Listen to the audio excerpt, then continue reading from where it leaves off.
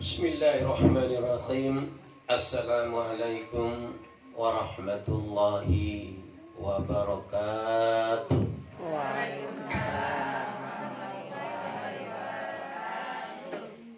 Alhamdulillahi rabbil alamin. Nahmaduhu wa nasta'inuhu wa nastaghfiruh. Wa na'udzu billahi min sururi anfusina wa min sayyiati a'malina. May yahdihillahu fala mudilla lahu wa may yudlil fala hadiyalah. Asyhadu an la ilaha illallah wahdahu la syarika lah wa asyhadu anna Muhammadan abduhu wa rasuluhu amma ba'du. Bapak Dr. Ramayuli beserta keluarga yang saya hormati, Bapak dan Ibu keluarga besar Majelis Az-Zakir yang saya banggakan, kita bersyukur pada Allah Subhanahu wa taala pada hari ini kita masih dipertemukan oleh Allah Subhanahu wa taala, diberikan kesehatan, diberikan kesempatan oleh Allah untuk hadir ke majelis ilmu ini, Bapak Ibu. Mudah-mudahan kehadiran kita akan dicatat oleh Allah sebagai salah satu bentuk pengabdian kita kepadanya, dan mudah-mudahan Allah akan membalas dengan balasan yang setimpal. Selawat kering salam kita berharap semoga Allah Subhanahu wa taala akan tetap melimpahkannya pada junjungan Nabi besar Muhammad sallallahu alaihi wasallam, karena berkat perjuangan beliau kita sekarang ini berada dalam naungan iman dan Islam. Bapak Ibu yang berbahagia, kajian kita ada yang kita lengkap ternyata Bapak Ibu, yaitu al-imanu bir-rusul belum kita bahas. Kemarin kita langsung kepada al-iman bil akhirah, ya. Al-imanu bil yaumil akhir, itu yang kita bahas kemarin, ya.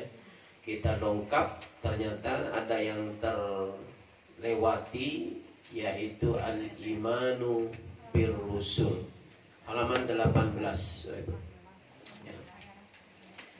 Kemudian nanti disiapkan juga Bapak Ibu halaman ini 39.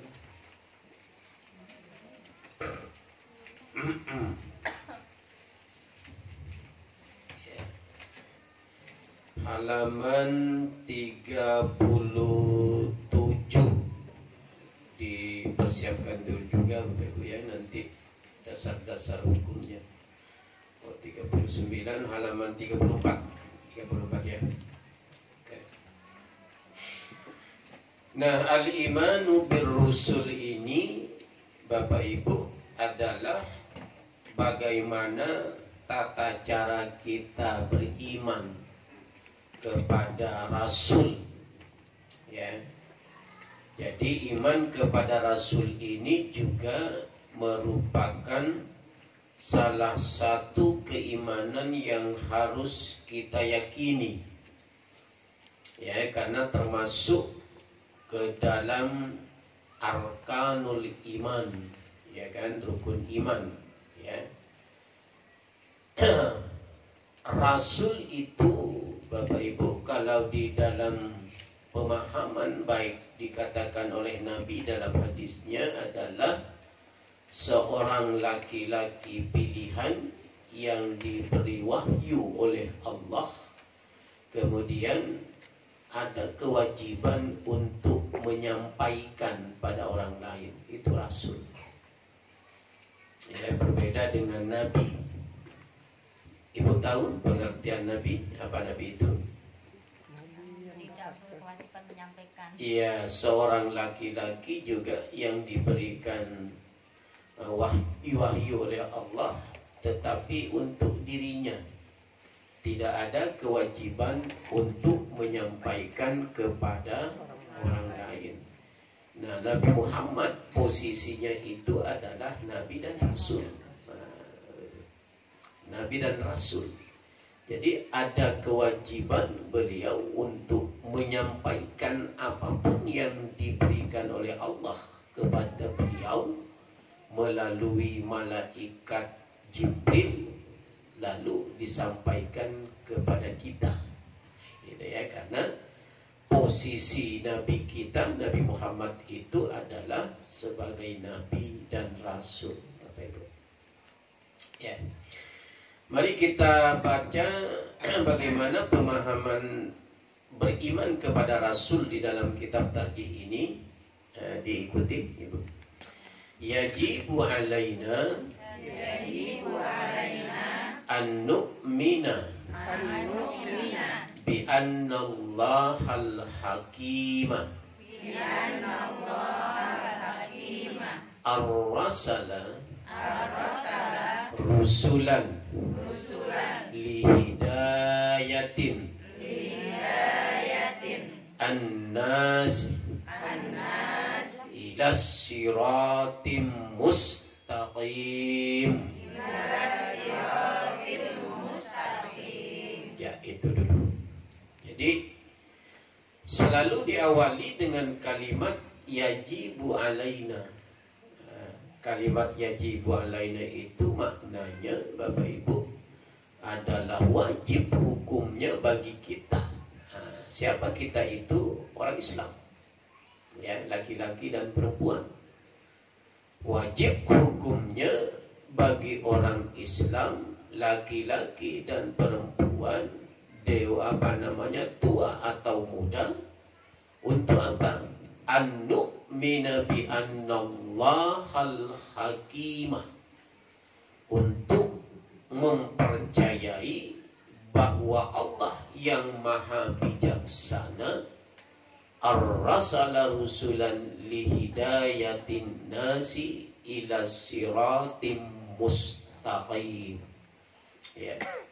Jadi Allah yang maha bijaksana itu mengutus para rasul untuk memberi petunjuk kepada umat manusia akan jalan yang lurus, siratal mustaqim, ya, jalan yang lurus.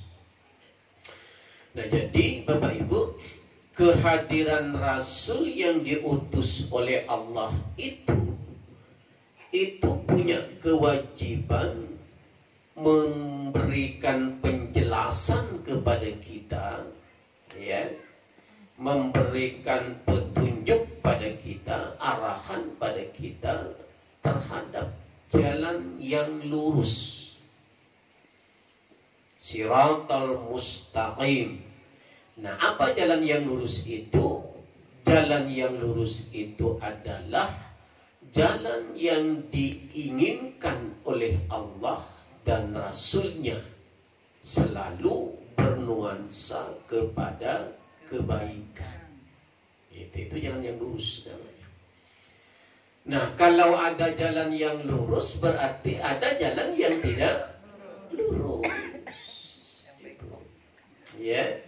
Apakah itu jalan bengkok namanya, atau jalan berliku-liku namanya, ya, yang penting tidak lurus. Nah, apa jalan yang bengkok, yang berliku-liku itu? Adalah jalan yang ditempuh oleh umat Islam tidak sesuai dengan aturan yang diinginkan oleh Allah dan Rasulnya. Ya, nah itu namanya jalan yang bengkok, jalan yang berliku-liku, bukan jalan yang lurus. Perilakunya, ucapannya, perbuatannya tidak sesuai dengan yang diinginkan oleh Allah dan Rasul. Apa yang diinginkan oleh Allah dan Rasulnya pada kita?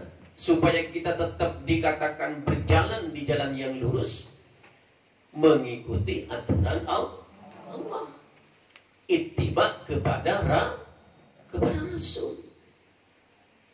mengikuti pemahaman para ulama salafus saleh, sahabat yang lebih dahulu mereka mendapatkan penjelasan tentang ayat-ayat Allah dan hadis-hadis Nabi ketimbang kita. Nah, kita ini kan berada dalam, walaupun tidak terakhir Bapak Ibu ya, tapi kan kita nggak paham apakah kita ini, posisi kita sekarang ini sudah berada dalam jalan yang terakhir begitu kan, kita nggak pahami Bapak Ibu. Ya kan? Kalau umpamanya kita berada dalam posisi terakhir ini dalam kehidupan umat Nabi Muhammad, berarti siap-siap kita. Berarti setelah kita nanti tidak ada lagi pelanjut daripada kita, kalau kita termasuk dalam kelompok yang terakhir. Nah, kita kan nggak paham itu. Itu adalah hak prerogatif Allah. Nah, artinya bahasa lainnya itu, kalau kita ini umpamanya umat kelompok, ya, kelompok yang sudah berada di ujung kehidupan yang diinginkan oleh Allah, berarti sebentar lagi kiamat itu akan terjadi. Nah, kita kan nggak paham itu, Ibu, Bapak. Ini kan urusan Allah, hak prerogatif Allah. Ya kan?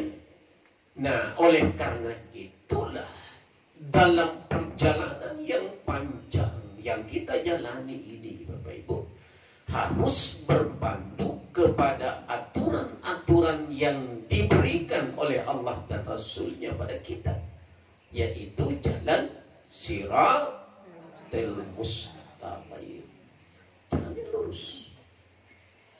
Jangan berliku-liku. Apa penyebabnya jalan berliku-liku itu? Hawa nafsu kita. Satu, hawa nafsu. Kedua, perasaan yang, sifat yang tidak konsisten kita. Bahasa Al-Quran disebut dengan tidak istiqamah namanya. Itu yang menyebabkan jalan itu berliku. Karena diselimuti dengan hawa nafsu yang tidak baik, yang tidak benar, yang dibisikkan oleh setan pada kita, sehingga kita berada dalam jalan yang tidak benar. Nah, kalau kita konsisten, kalau kita tetap mempertahankan diri berada dalam aturan-aturan Allah di jalan Shiratal Mustaqim itu, walaupun setan itu setiap saat menggoda kita, kita tidak akan tergoda. Jadi kembali kepada diri kita, Ibu, keimanan kita, konsistensi kita, istiqamah kita, kembali ke sana. Ada orang begini, Bapak Ibu, hari ini dia konsisten tuh hari ini, besok enggak. Hari ini tidak konsisten, besok konsisten. Ada orang begitu.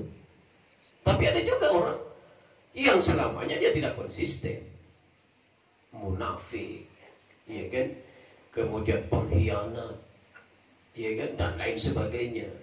Ada seperti itu. Tapi ada juga orang yang senantiasa berada dalam jalur yang benar, konsisten dia, konsistensi dia, istiqamah dia, karena pertolongan daripada keimanan yang ada dalam diri kita. Jadi macam-macam manusia itu. Nah, yang sehari konsisten, sehari tidak, sehari baik, sehari tidak, sehari beriman, sehari tidak. Pertama, dia adalah orang yang tidak memiliki keimanan yang bagus. Yang kedua, jangan-jangan sudah mengidap sebuah penyakit yang disebut dengan munafik. Gitu. Jadi di samping kita berusaha, ibu-ibu, bagaimana jalan kita supaya benar, hidup kita supaya benar, sesuai dengan aturan Allah dan Rasulnya. Kita berusaha, kita melakukan dengan sekuat tenaga kita, tentu dengan keikhlasan, kesabaran, dan jangan lupa kita berdoa kepada Allah. Gitu. Ya. Nah, inilah salah satu tugas Rasul itu pada kita, Bapak Ibu. Lihidayatin nasi ila siratim mustaqim. Memberikan petunjuk kepada manusia untuk senantiasa berada dalam sebuah jalan yang benar, jalan yang lurus. Jalan yang diridai oleh Allah. Tidak berada dalam jalan yang bengkok tadi, yang berliku-liku tadi. Jalannya setan, begitu kan? Jalannya orang-orang munafik. Jalannya orang-orang yang berambisi dalam kehidupannya sehingga dia melupakan nilai-nilai agama. Tidak itu yang kita inginkan. Kehadiran Rasul itu untuk menepis jalan-jalan yang jelek ini. Bagaimana seorang muslim itu tetap berada dalam jalan Shiratal Mustaqim. Itu yang diinginkan Allah. Dan salah satu manfaat daripada diutusnya Rasul itu pada kita. Gitu Bapak-Ibu. Jadi kalau ada anjuran untuk melakukan sesuatu, Bapak Ibu, itu berasal dari seseorang, bandingkan dulu dengan benarkah sesuai dengan Rasul nggak dia? Harus dikomparatifkan namanya dalam bahasa sekarang itu. Dibandingkan. Benar nggak dia anjuran ini sesuai dengan ajaran Rasul, sesuai dengan ajaran Allah? Kalau tidak benar siapapun dia, jangan diikuti. Gitu kan? Termasuk memotivasi orang, Bapak Ibu, untuk mengarahkan kepada sesuatu. Kalau itu tidak benar, jangan kita ikuti. Dalam semua hal, Bapak Ibu, secara komprehensif, tidak secara parsial, secara terkotak-kotak, enggak, secara komprehensif. Begitu. Kita harus punya berpikir, harus punya keyakinan, harus punya metode kita dalam memahami, mengikuti itu.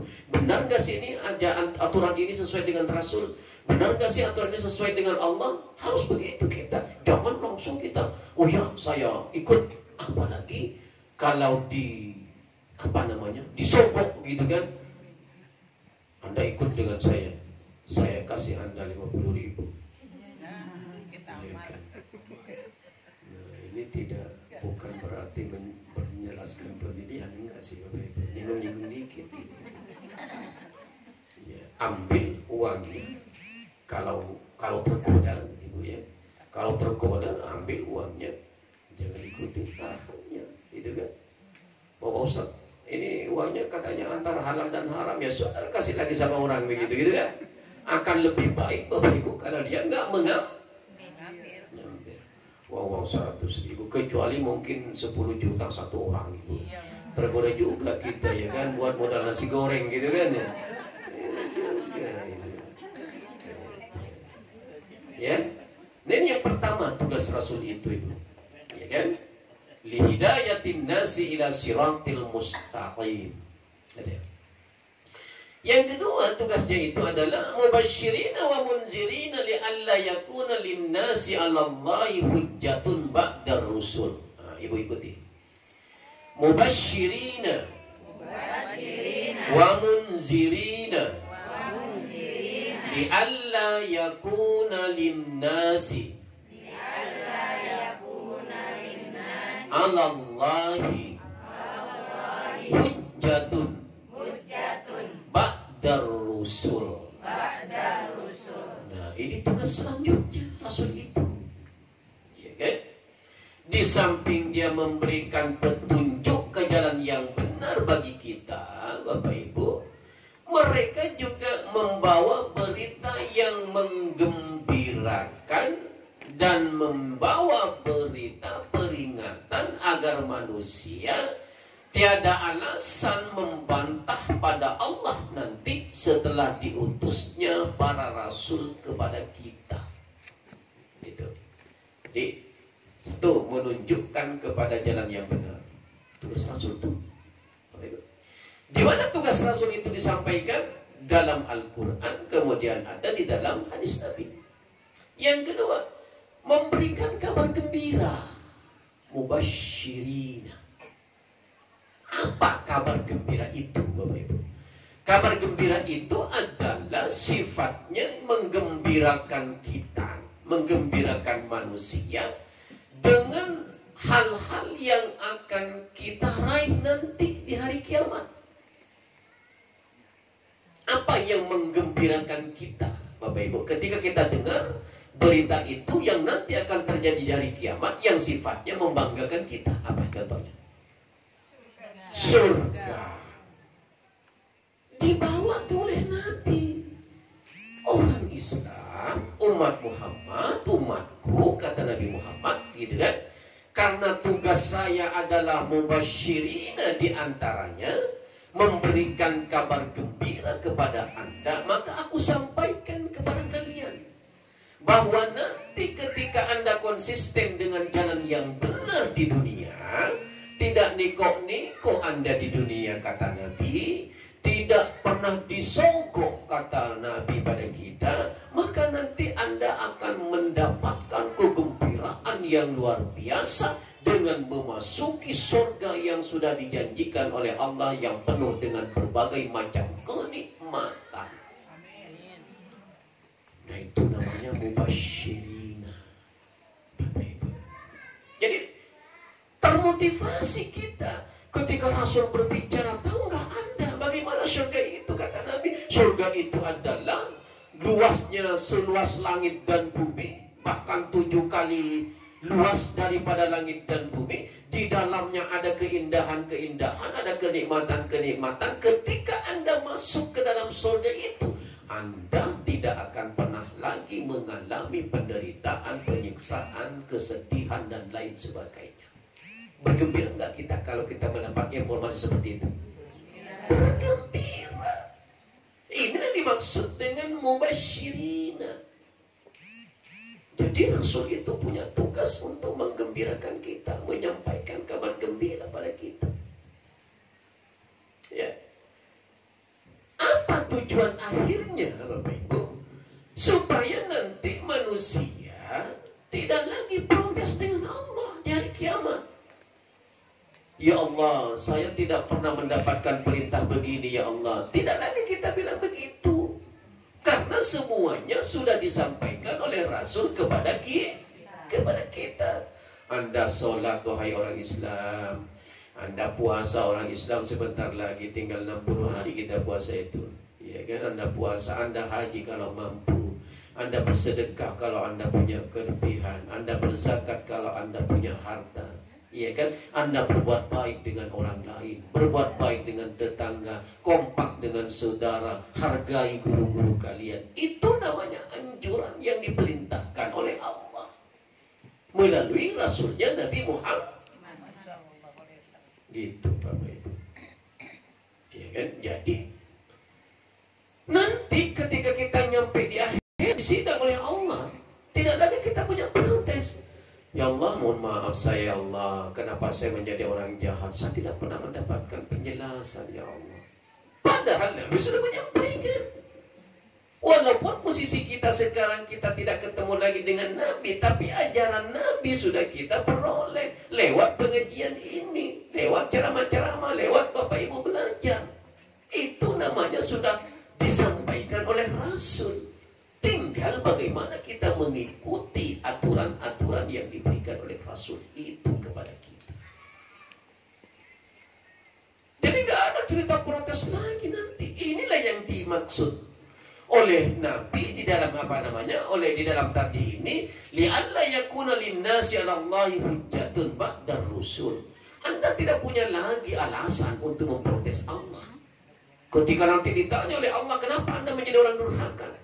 Kenapa Anda menjadi orang munafik? Kenapa Anda menjadi orang kafir? Kenapa Anda menjadi orang sehari beriman, sehari tidak? Oh, saya tidak pernah diberikan penjelasan oleh Rasul, ya Allah. Enggak lagi kita bisa ngomong gitu. Karena Rasul telah menyampaikan kepada kita, walaupun kita sekarang tidak pernah bertemu dengan Rasul itu. Pelajarannya, ajarannya yang sekarang ketemu dengan kita. Kayak malam ini ajaran Rasul nih, Bapak Ibu. Ya. Jadi nggak ada lagi protes, Bapak Ibu. Nggak ada namanya protes-protes itu nanti dari kiamat itu, karena Rasul sudah menyampaikan kebenaran pada kita. Ya kan?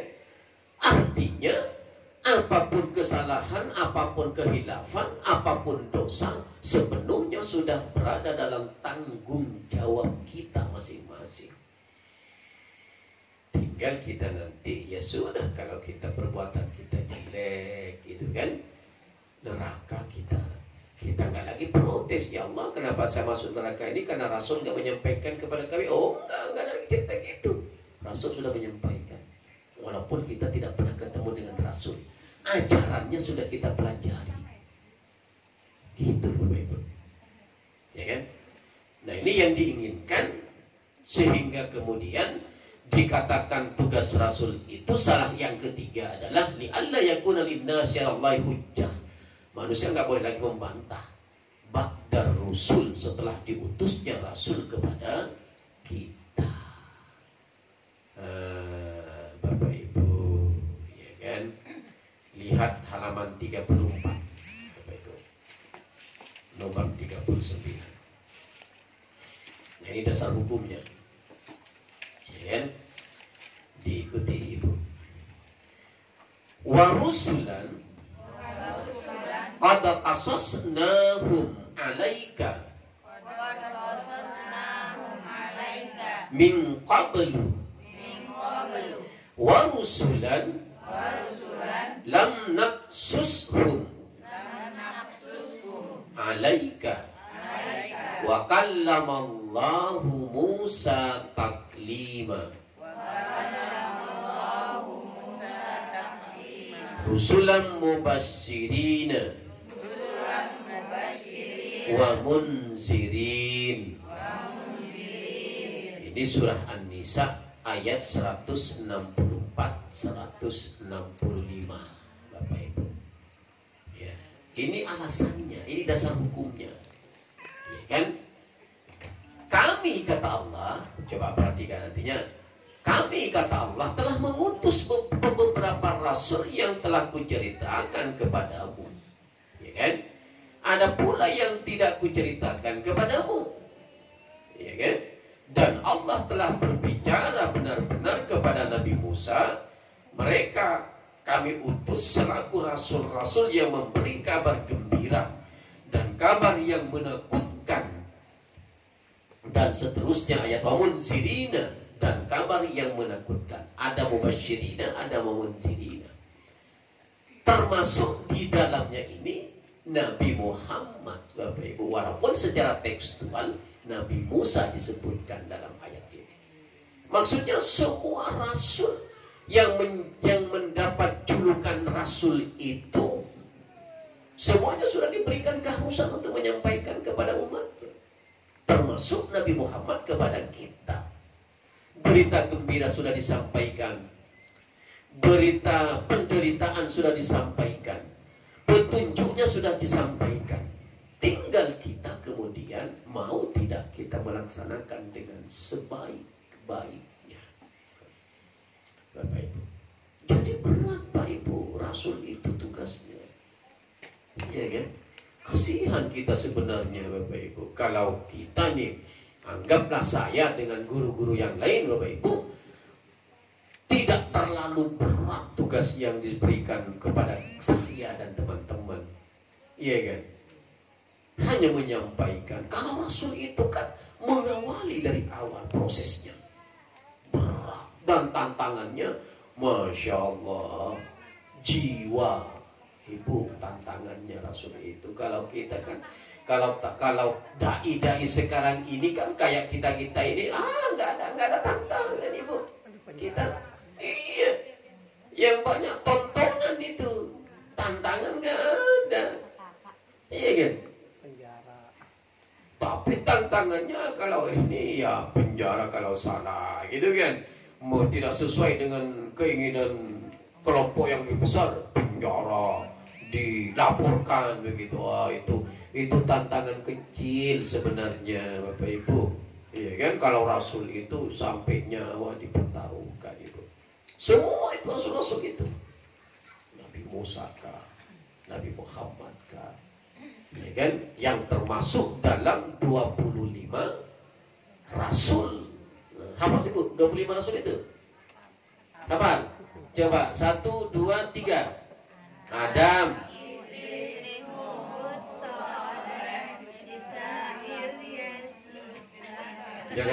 jangan bilang Yesus ya.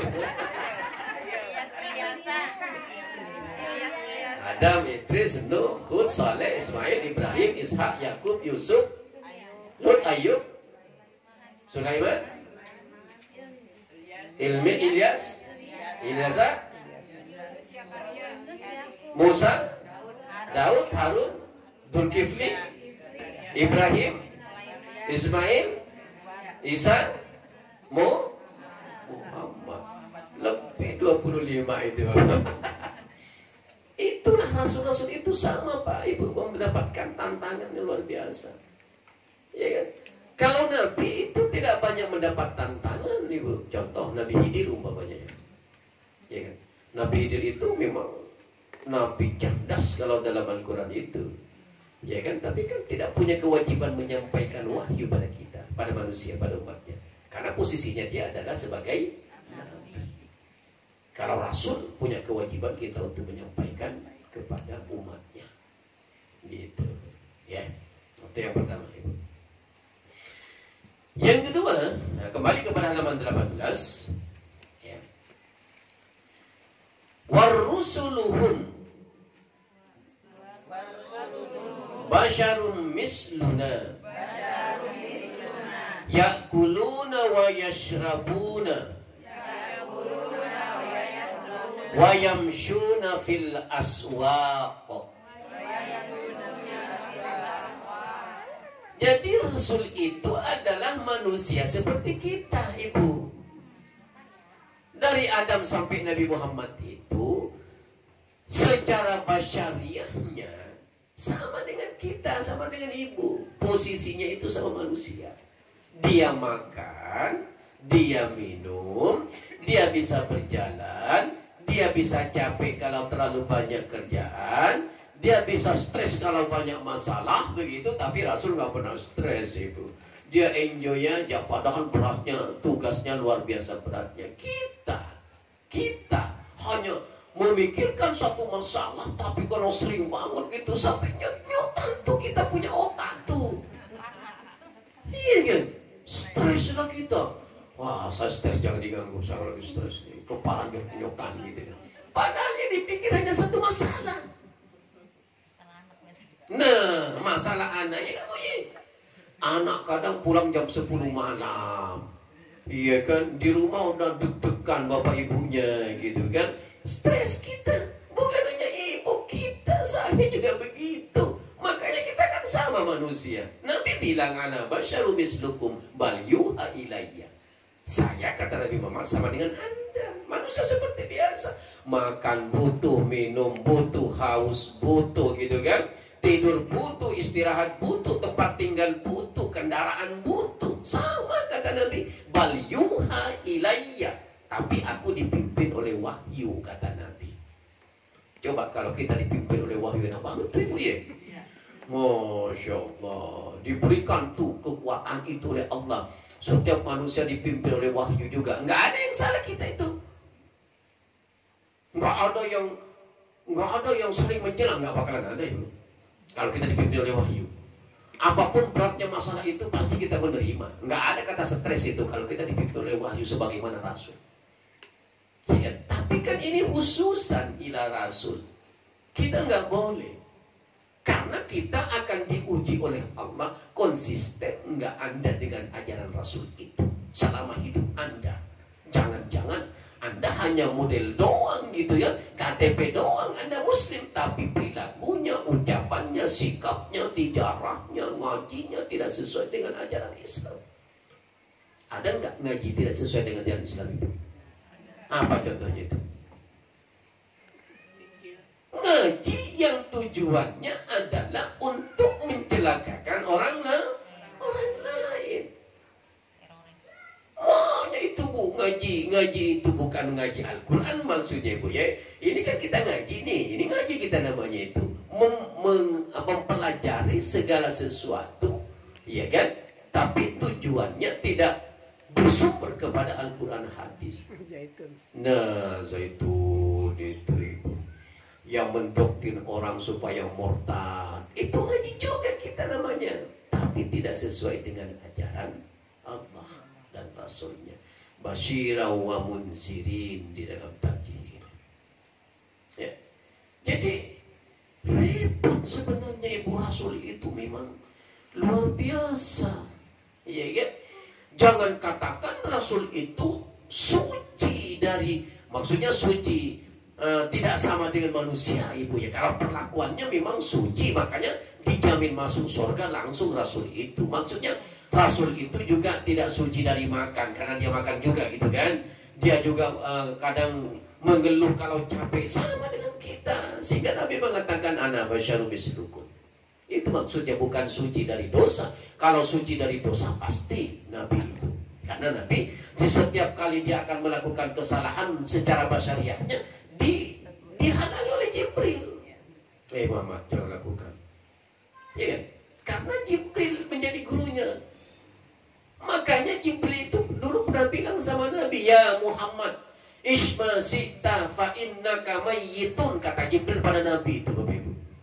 Muhammad, Anda boleh hidup sesuka hati Anda, tapi ingat Anda akan mati. Apa maksudnya?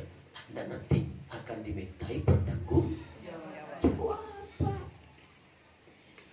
Silahkan Anda mau hidup sesuka hati Anda, Muhammad, kata Jibril pada Nabi itu. Tapi ingat Anda akan mati.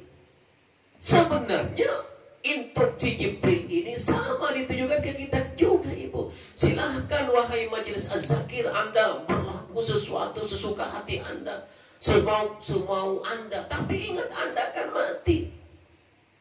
Ketika mati, Anda akan dimintai pertanggungjawaban. Itu Ibu. Ibu datang ke sini ikhlas enggak? Iya kan? Allah yang tahu tuh. Iya kan? Saya datang ke sini ikhlas enggak saya? Ibu enggak tahu, Allah yang tahu. Ya kan? Walaupun saya berusaha menampakkan raut wajah saya sebagai seorang yang ikhlas, belum tentu. Ibu nggak punya legalitas itu. Allah yang tahu benarkah saya ikhlas, kan gitu Bapak Ibu. Sama dengan Ibu juga. Hanya kita yang tahu dengan Allah. Orang lain nggak bisa, nggak diberikan kekuatan untuk tahu oleh Allah. Ya kan?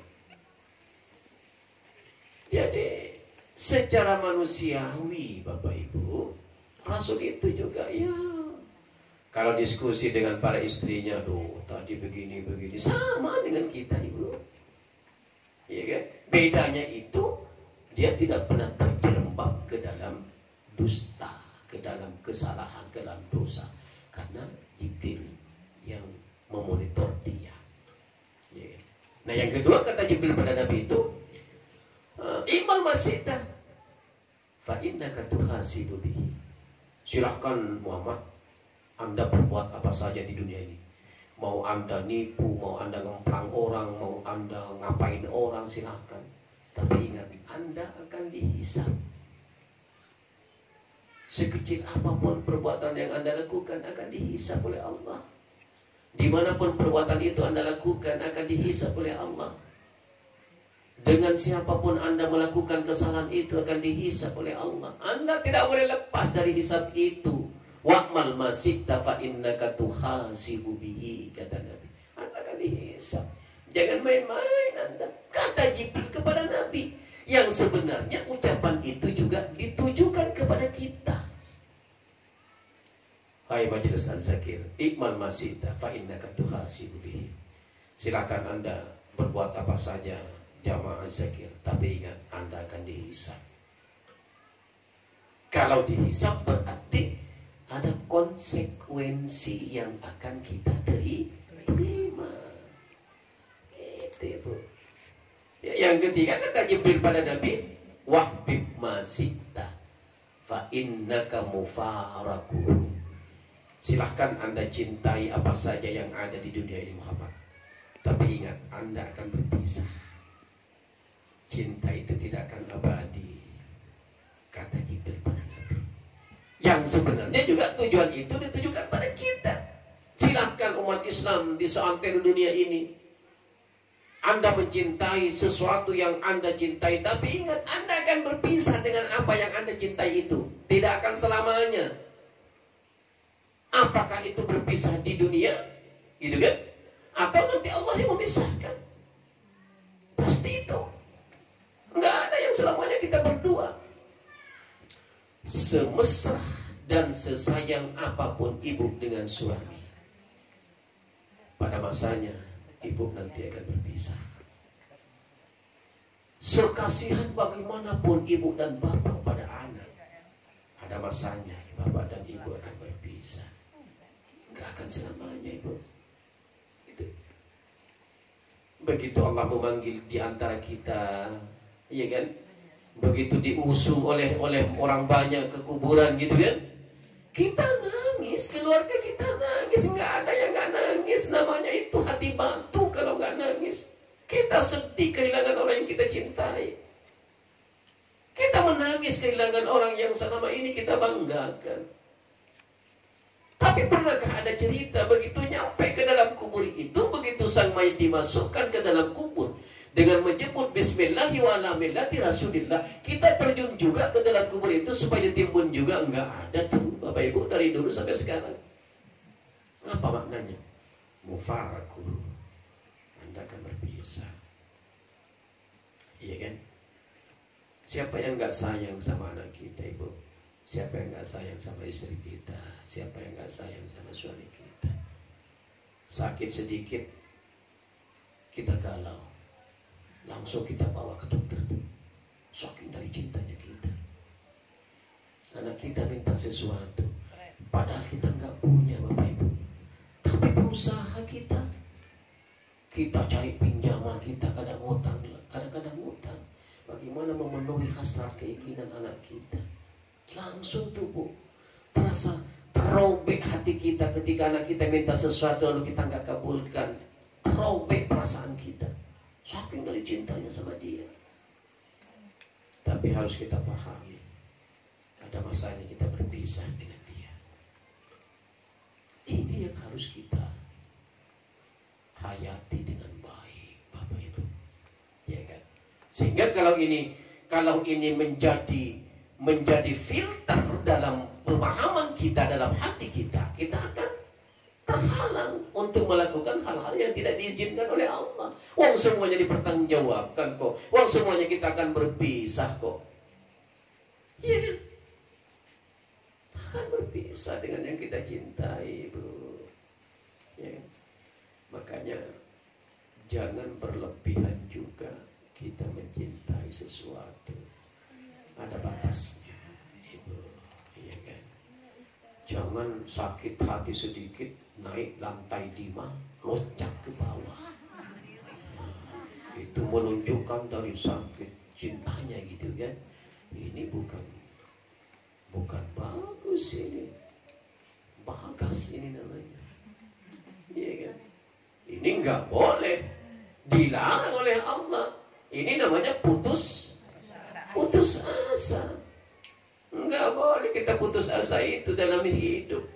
Sebesar apapun penderitaan, sebesar apapun permasalahan, pasti ada jalan keluarnya Bapak Ibu. Allah memberikan masalah, pasti Allah memberikan juga solusi. Hanya belum kita dapat solusi itu karena emosi kita yang begitu menggebu-gebu terus. Akhirnya mentok kita. Bahasa orang sekarang stagnan begitu, stagnasi begitu. Padahal pasti ada jalan keluar apapun masalah kita. Jalani aja hidup itu. Hari ini ditinggalkan oleh pacar umpamanya kalau muda, besok cari lagi, hilang tubuh patah berganti gitu Bapak Ibu. Tapi jangan Bapak sedikit ada masalah dengan suami ditinggal suami. Jangan kalau begitu. Entar prinsip patah tumbuh hilang berganti gitu kan. Dilepas suami yang satu cari suami yang lain, itu bukan perempuan yang baik gitu Bapak Ibu. Begitu juga suami nggak boleh. Salah sedikit istri, ya saudara, saya tinggal Anda. Saya kan masih banyak yang mau dengan saya. Pret, ya. Jangan begitu. Iya kan? Allah menghendaki, Rasul menghendaki, sekali kita berjodoh, selamanya keinginan Allah Ibu. Benar itu. Nggak mau Allah itu habis nikah lalu cerai, nggak mau. Makanya ada dalam hadis itu, sesuatu yang paling dibenci oleh Allah yang halal adalah talak. Ibu, sesuatu yang halal tapi dibenci oleh Allah, talak namanya. Apa talak itu Ibu? Cerai. Jadi jangan pernah bermimpi, Ya usah nikahin dulu lah, karena banyak hartanya dulu. Ntar kalau bangkrut gua tinggal lo. Jangan Bapak Ibu. Itu bukan orang yang baik begitu. Iya kan. Kalau memang takdirnya dia meninggal sebelum punya anak, itu rezeki namanya gitu kan. Semua hartanya itu milik ibu, itu rezeki nomplok namanya itu. Kalau nggak digugat oleh saudara-saudaranya gitu kan. Gitu. Nah, ini adalah Rasul. Ini yang disebut dengan kabar gembira itu oleh Rasul. Diberikan kita pemahaman perbuatan seperti itu salah. Wahbib mazikta fa innaka mufarakuhu. Anda boleh saja Anda cintai segala sesuatu di dunia ini, tapi ingat Anda akan berpisah. Ya kan? Apalagi kalau cintanya itu ibu sampai melecehkan agama. Saking cintanya sama paslon begitu dalam pemilihan presiden nanti sampai melecehkan agama, mengorbankan agama, akidah. Rasain nanti di akhirat, di sini lo bergembira di dunia, nanti di akhirat disayat-sayat tuh di malaikat nanti. Orang begitu itu. Maunya kita gerget orang begitu itu. Enggak boleh gitu. Ya kan? Yang benar katakan benar, yang salah katakan salah. Jangan manipulatif. Apalagi sampai mengorbankan akidah, mengorbankan ibadah. Boleh kita ghairil maghdubi alaihim waladdallin kabul. Mana ada hadisnya begitu? Enggak ada hadisnya begitu.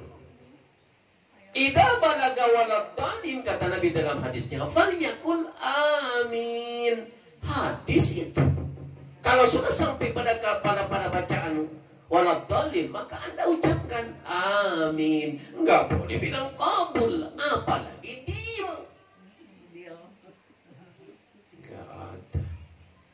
Tahiyat, at-tahiyatul mubarakatus sholawatut thayyibatu lillah. Apa kata Nabi? Nabi mengacungkan tangannya dengan membentuk 53 begini, Bu. Nah, nanti akan sampai kita bab sholat, Ibu. Nah, bab sholat, benar nggak sholat Ibu selama ini? Oh, bab sholat itu kita kaji nanti. Begini tuh. Enggak ada ceritanya begini. Apalagi begini, apalagi begini. Mana ada tuh hadisnya? Iya kan? Ketika Nabi at-tahiyatul mubarakatus sholawatut thayyibatu lillah, Nabi sudah mengacungkan juru tunjuknya. Masalah menggerak-gerakkan atau tidak, itu ikhtilaf para ulama, karena dua-duanya ada hadisnya. Tapi dalam tarjih kita nggak menggerakkan ini. Tarjih nih, Bu ya. Kalau ada hadis yang menggerak-gerakkan, ya taharrak namanya. Jadi nggak boleh at-tahiyatul mubarakatus sholawat. Mana ada cerita begitu itu?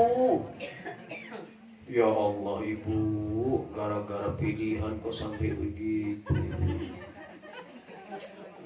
Jangan, Ibu.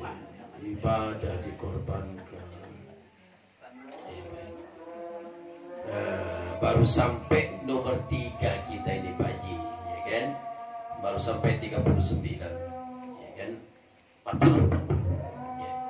Karena waktu Ibu sudah Isya, nanti ada diskusi nanti ya, saya. Oke. Baik Bapak Ibu, tinggal 3 kali pertemuan udah khatam ini bab iman, insyaallah ya. Amin. Mudah-mudahan nanti kita berpindah ke bab lainnya, tambah menarik, Bu, ini dalam kitab tarjih ini kita. Yang penting mudah-mudahan Allah memberikan kesehatan pada kita, memberikan panjang umur pada kita, memberikan rezeki pada kita, sehingga kita senantiasa setiap pengajian kita bisa hadir. Bahkan kalau perlu ajak tetangga Ibu datang ke sini, biar aja kalau berdesak-desak begitu, biar nanti Pak Haji punya kewajiban menambah lagi gitu kan. Yang penting berdesak-desak begitu, ajak tetangga Ibu. Mudah-mudahan dengan jalan itu nanti Allah akan memasukkan Ibu ke dalam surga. Demikian Bapak Ibu, mohon maaf saya atas kekurangan dan kelapan. Nasrul Fathul Karim wa basyir mu'minin. Assalamualaikum warahmatullahi wabarakatuh. Waalaikumsalam warahmatullahi wabarakatuh. Demikian Ibu kajian kita bedah kitab tarjih tentang Allah SWT, Ibu. Mudah-mudahan kita sehat selalu. Nanti kita kaji yang lain-lainnya nanti setelah badai Isya, kita boleh tanya jawab ya Bu. tentang yang kita kaji nanti. Demikian mari ibu-ibu kita sholat isya, mari kita akhiri dengan baca hamdalah. Alhamdulillahirabbil alamin. Assalamualaikum warahmatullahi wabarakatuh. Waalaikumsalam.